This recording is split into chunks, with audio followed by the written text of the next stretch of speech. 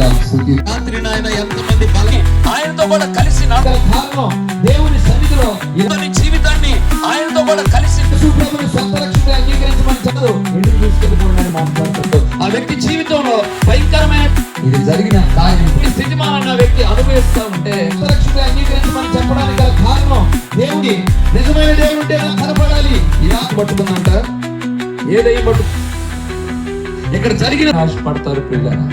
అయితే వీళ్ళ జీవితంలో ఒక నిరాశ ఏమిటంటే ఇది జరిగిన కార్యం పట్టుకుందంట, మోగ దెయ్యం అంట ప్రియుల. అంటే మోగ మాట్లాడకుండా ఉండటం అయితే ఆ యవనస్తుడిని ఆ మోగ నాతో కనపడండి, నిజమైన దేవుడు ఉంటే